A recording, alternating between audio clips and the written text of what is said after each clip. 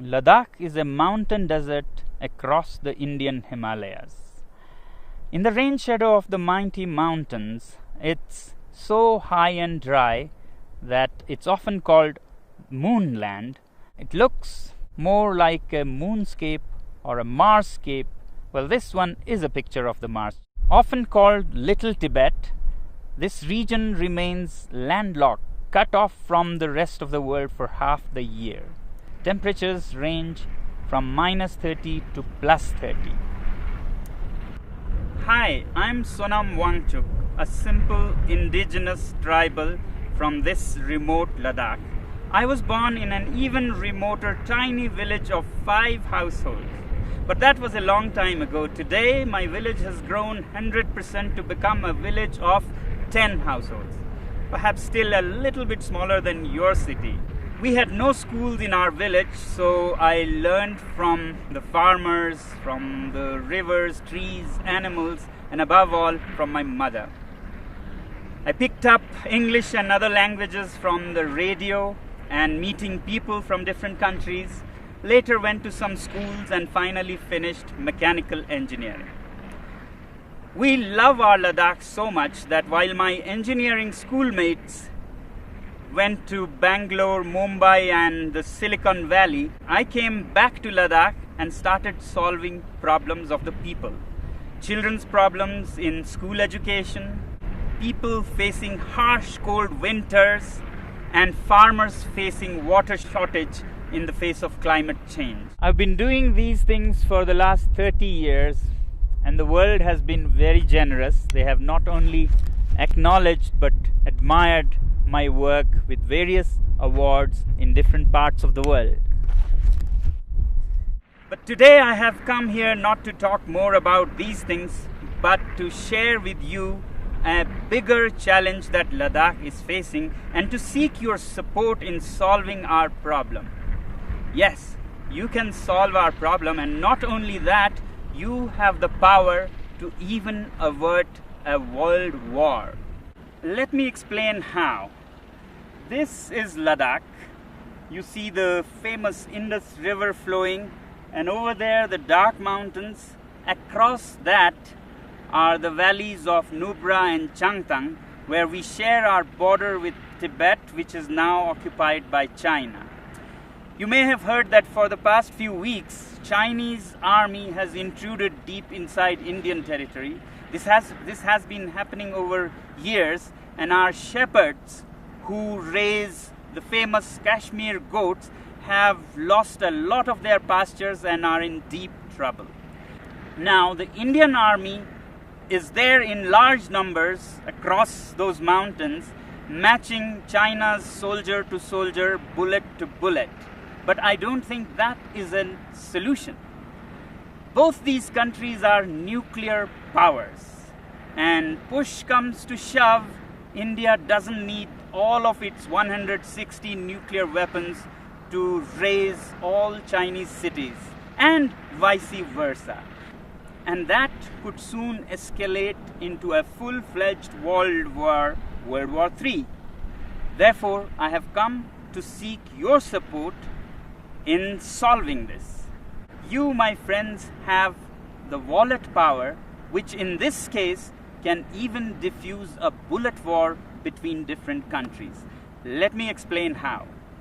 To understand your power, let's first understand what China is doing and why and when. Although China claims that Indian soldiers intruded into its territory, it could not be a coincidence that at the same time, in the months of April and May, Vietnamese decide to bother China.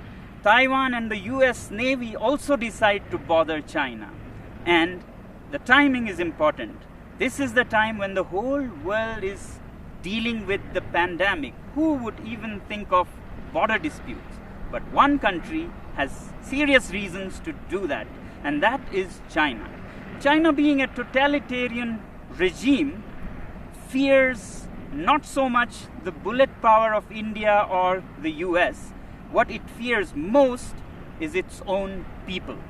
the 1.4 billion people that work like bonded laborers without many rights and enrich this regime, when they are angry, there's a situation for an uprising, a revolt. And today, after the COVID pandemic, people in China are furious with their government for how they handled the pandemic. Chinese businesses are shut, factories are shut, unemployment reaches 20%. And it's time for an uprising. And that's when China picks up fights with several of its neighbors to divert the attention of angry citizens from the economy to nationalism. And this is not the first time China is doing this. From 1958 to 62, during the worst great Chinese famine, when people in China were very, very upset, Mao decided to invade India. And now Xi is doing the same thing again. Well, this is the simple analysis of my simple tribal mind. If this be the case, then we, the citizens of the world, should use our wallet judiciously and hit China where it hurts most, the economy. If enough people around the world decide that we will no longer buy Chinese goods and sponsor this regime, then that will see their worst nightmares coming true. And I think this is the only way we can bring the Chinese regime on the discussion table for peace dialogues. We must always clearly remember that when we say China, it's the regime and not the civilization, not the people. In fact, the Chinese people are themselves the greatest victim in this. And that's why, my friends, I've come to seek your support. We use so many Chinese products, software, hardware, from apps and software that sends millions and millions of dollars to China to products like clothing, phones, computers. If we boycott these goods, it'll send a clear message to China that the world is not happy with you. But is it right to boycott goods from a particular country? When normally not, when it is among equal partners. But my simple tribal mind says that China is not a normal country. If the world was a club of peaceful sheep, China is a wolf in sheep's clothing. It doesn't respect the rules of the game. It's a totalitarian regime run by a clique. It's not representative of its people. In fact, its people are just an instrument for its expansionist ambitions. It doesn't respect international customs or bodies like the WHO, and we saw because of its behavior how the COVID spread so much and caused so much suffering. Yet, we, the people of the world, also have double standards. We overlook everything and just want trade with it. In 1947, China gobbled up Inner Mongolia. We were silent. We wanted trade. Later, Tibet, with its 6 million Tibetan Buddhists, were annexed. We were silent. We wanted trade. And then Xinjiang, with its 10 million Uyghur Muslims, were gobbled up. We were silent. We wanted trade. In fact, 60% of today's China is occupied territory. But we overlook that because we want trade. But the biggest victims of this regime are the 1.4 billion Chinese. They work like bonded laborers, have hardly any rights, and if they raise their voice, they disappear. China has already blocked and banned Twitter, Google, Facebook, and keeps its people from all the information of the free world. And now with the Belt and Roads Initiative, China is laying a debt trap around the world. Already, countries like Sri Lanka have lost their land as they couldn't pay the debts. Pakistan is soon becoming a colony of this kind. In Africa, Djibouti has already lost its land for China. Countries like Tonga have debts that amount to 44% of its GDP. After Asia and Africa, they're soon arriving in Europe, where assets are being built all over Central Asia and Europe with loans from Chinese companies and contracts given to Chinese companies with very high rates, and when you can't repay the loans, you lose your land.